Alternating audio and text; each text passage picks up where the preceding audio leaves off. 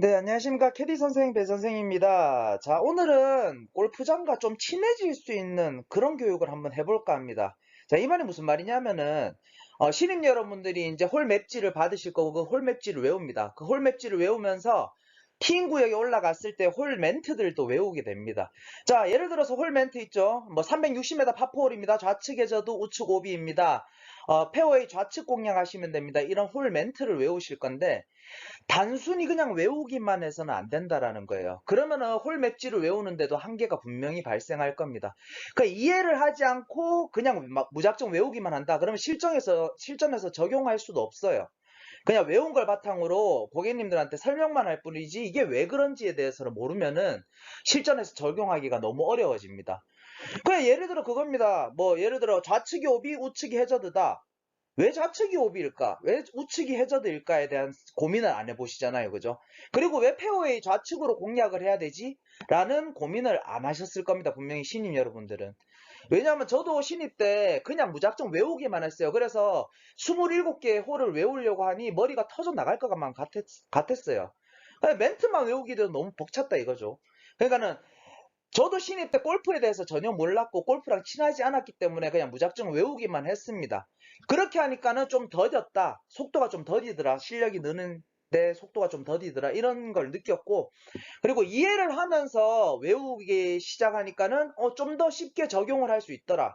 이런 결론에 도달했습니다. 그래서 오늘은 이런 홀 멘트나 홀 맵지를 외우는데 조금 도움이 되는 교육을 하려고 합니다. 자, 골프장의 이해도를 높이는 수업을 한번 해볼게요. 오늘 골프장의 이해도. 일단은 먼저 각 홀마다 IP 지점을 설정할 때의 기준. 자, IP 지점. 분명히 저거 하죠, 그죠? 설명을 할 겁니다. 티인 구역에서 고객님 이번 홀 360m 파포홀입니다. 좌측 오비 우측 해저드입니다. 페어웨이 좌측 공략하시면 됩니다. 여기서 페어웨이 좌측 공략하시면 됩니다. 요 IP 지점, IP 방향을 설정할 때 기준이 있습니다.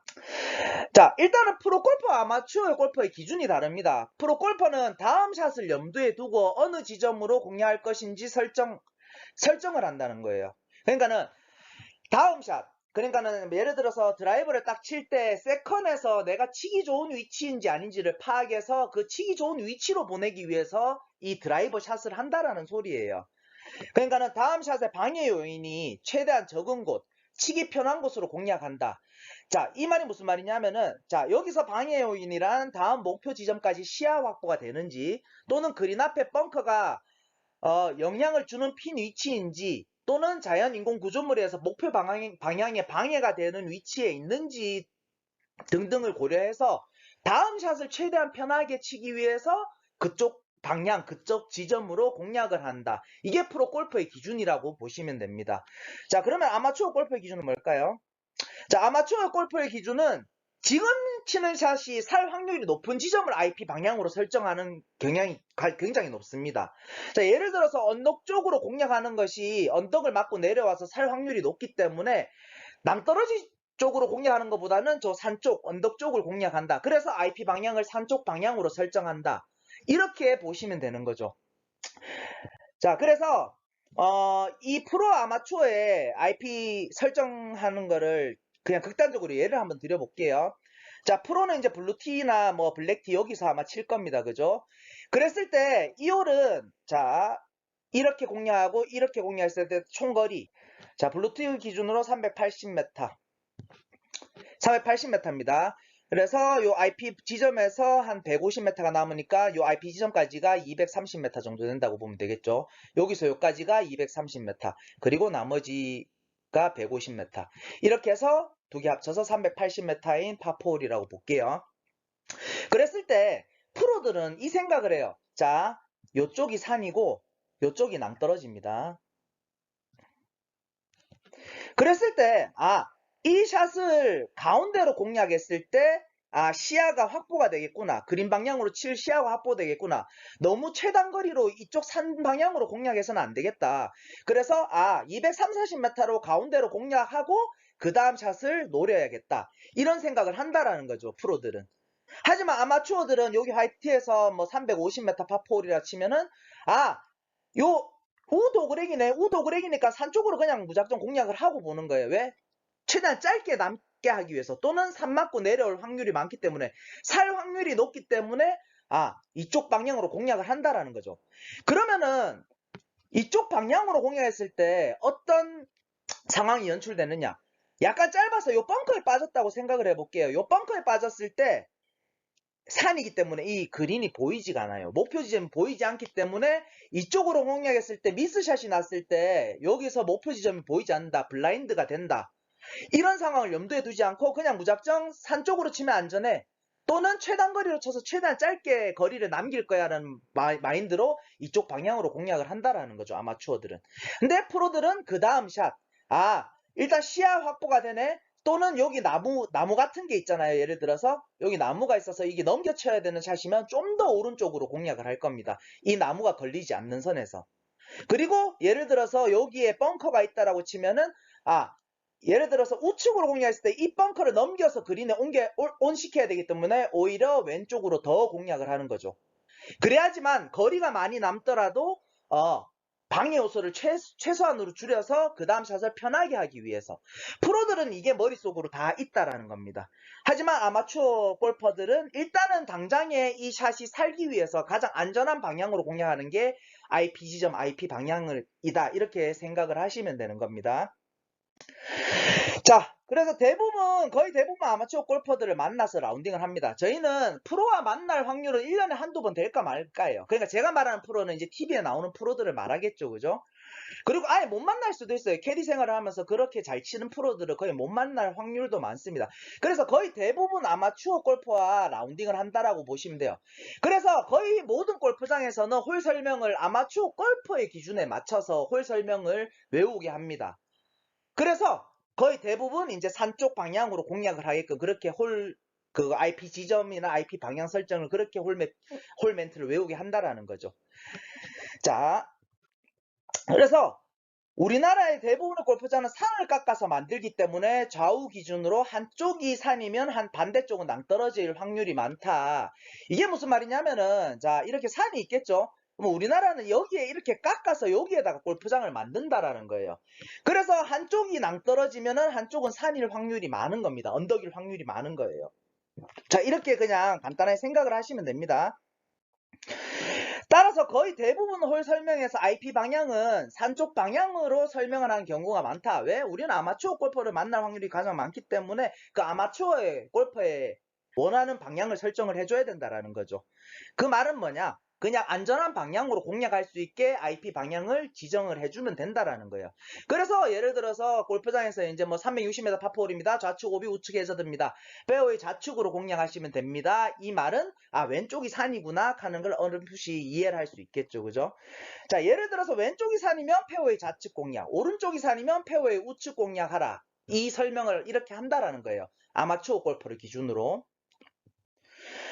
자, 그리고 다음 이제 이해할 수 있는 거, 골프장을 아무 생각 없이 막 만들진 않습니다. 설계자들은 다 생각을 하고 골프장을 만들어요. 하지만 우리나라는 땅덩어리가 작기 때문에 이 좁은 공간 안에다가 18개 홀을 다 집어넣어야 되는 거예요. 그러다 보니까 2홀에서 쳤을 때 이 인접 홀들이 있다라는 소리겠죠. 이렇게 인접 홀들이 있기 때문에 오비 말뚝, 해저드 말뚝을 설정할 때도 요걸 인접홀을 생각을 해서 설정을 한다라는 뜻입니다. 그래서 오비 해저드 말뚝을 꽂을 때도 골퍼의 심리 상태를 이용해서 오비 페널티 구역을 설정합니다. 이 말이 무슨 말이냐? 자, 홀맵지를 가지고 설명을 드리겠습니다. 자, 여기가 산이고 여기가 낭떠러지라고 생각해 볼게요. 자, 그러면은 왼쪽이 산이지 않습니까? 그리고 이렇게 옆에도 이렇게 홀들이 있다라고 생각해 볼게요. 예를 들어 이게 1번 홀이면은 뭐 이거는 9번 홀이고 뭐 이거는 뭐 2번 홀이라고 칠게요. 그랬을 때 자, 여기서 샷을 할 겁니다. 근데 산 쪽으로 샷을 해서 옆홀로 넘어갈 확률이 많겠습니까? 낭떠러지로 떨어져서 옆홀로 넘어갈 확률이 많겠습니까? 자, 낭떠러지로 이렇게 넘어가면은 옆홀로 이 공이 넘어갈 확률이 많아서 타구 사고가 일어날 확률이 많아진다라고 생각을 하시면 돼요. 자, 그래서 우리나라 골프장은 이렇게 좁은 땅덩어리에 18개 홀을 다 집어 넣어야 되기 때문에 인접하는 홀들이 굉장히 많다라고 보시면 돼요. 그래서 이 낭떠러지로 공이 갔을 경우에 옆홀로 넘어갈 확률이 많더라.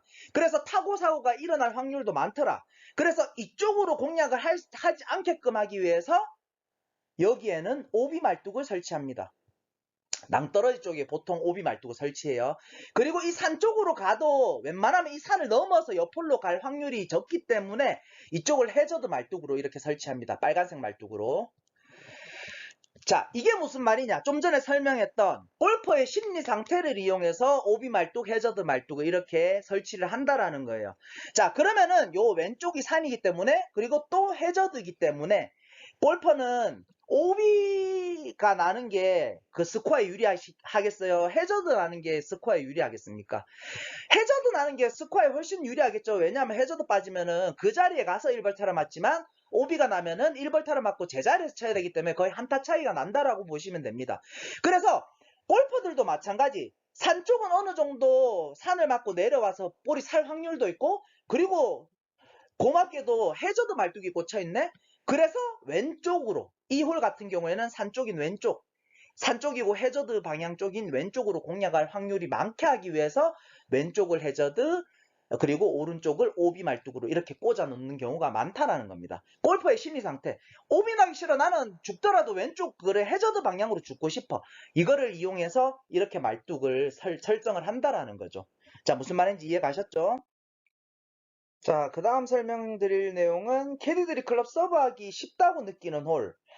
자, 캐디들이 이걸 인지를 하고 있든 인지를 하고 있지 않든 18홀 다 전부 다 어렵다고 느끼진 않으실 겁니다, 분명히. 분명히 어떤 홀은 되게 클럽 서브가 편하고 쉽다. 또 반면에 어떤 홀은 너무 어렵다. 저 홀은 내랑 안 맞다. 이런 홀들이 분명히 있으실 거예요. 그러면은 왜 그러한 느낌을 받는지에 대해서 한번 설명을 드려보겠습니다. 자, 첫 번째로는 캐디들이 클럽 서브하기 쉽다고 느끼는 홀은 전체적으로 총 전장 홀의 길이가 짧은 홀입니다. 자, 예를 들어서 400m짜리 파포홀이 있고요. 그리고 300m짜리 파포홀이 있다고 칠게요. 그러면은 400m짜리 파포홀은 드라이버 200m를 치시는 고객님들이 투혼하기가 정말 어려운 홀이고, 캐디들도 마찬가지로 200m가 남기 때문에 서브하기가 어려운 홀이라고 보시면 됩니다. 하지만 300m짜리 파포홀은 200m를 치면 100m 안쪽으로 남을 확률이 많고, 그러면은 끼해봤자 웨지 정도로 세컨샷을 공략하기 때문에 클럽 서브 하는데 헷갈리지 않고 좀 더 편하게 서브를 할 수 있다라는 소리가 되는 거죠. 자, 홀 맵지를 가지고 그럼 설명을 드릴게요. 예를 들어 이 홀이 400m 파폴이라고 칠게요. 400m 파폴이다. 여기서 여기까지가 400m다.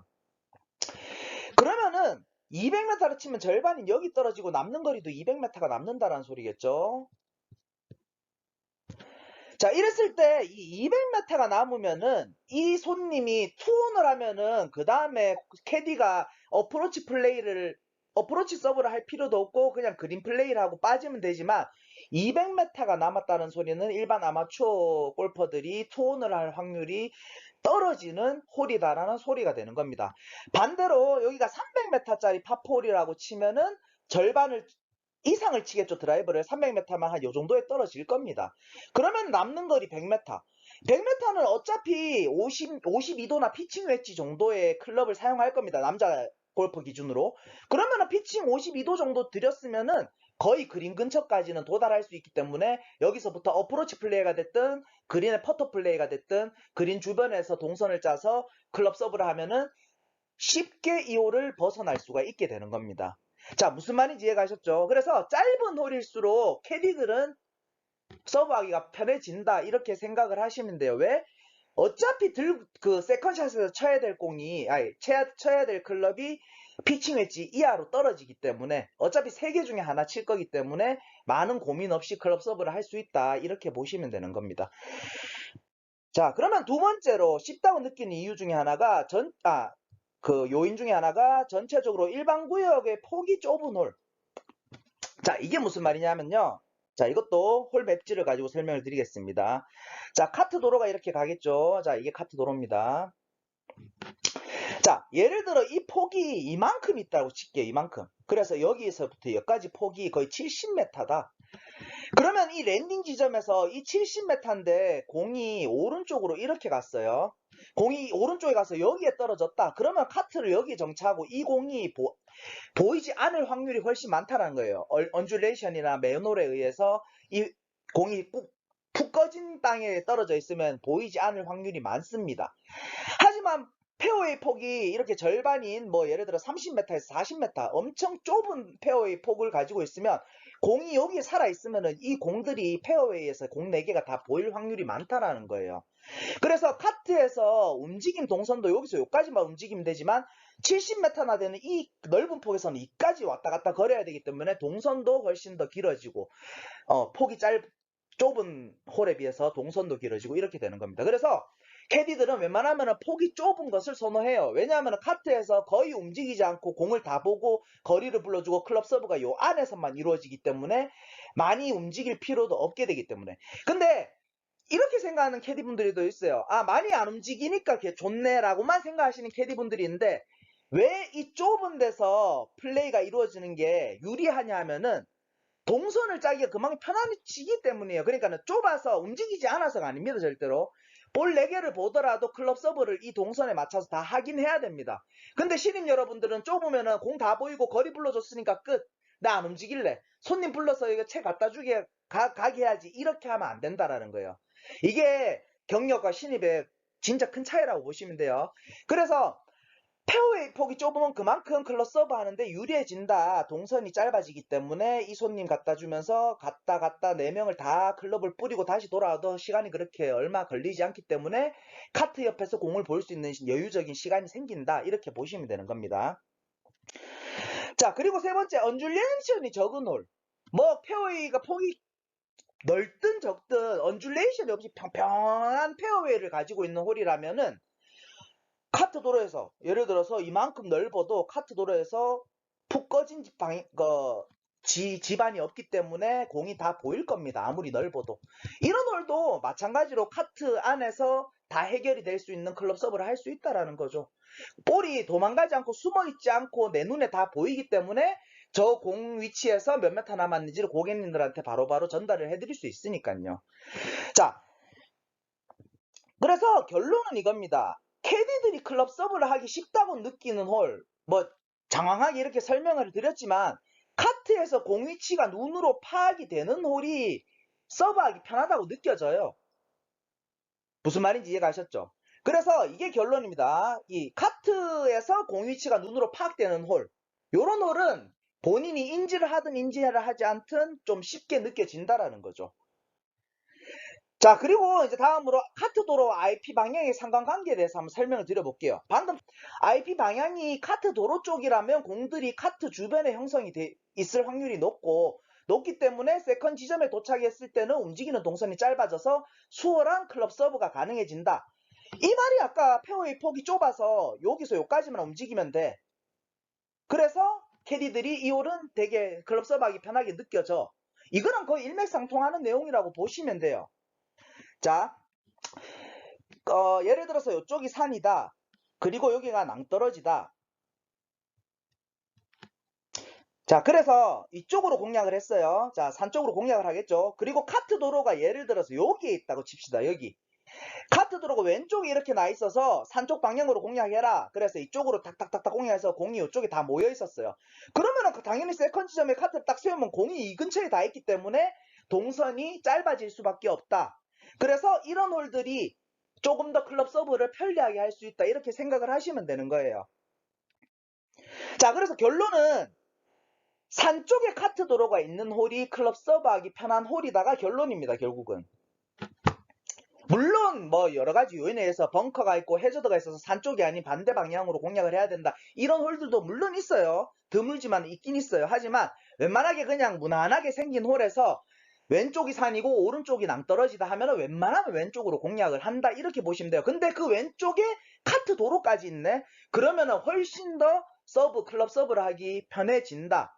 이게 결론이라는 거죠. 그래서 IP 방향에 카트 도로가 있으면 그 홀은 조금 편하게 클럽 서브를 할 수 있다. 요거를 좀 인지를 하고 계시면은 훨씬 더 수월한 클럽 서브가 될 수 있을 거라고 생각이 듭니다. 그래서 오늘 수업은 여기까지 하겠습니다. 생각하고 그렇게 움직이시면은 실력이 일치월장하실 거라고 생각이 들어요. 네, 감사합니다.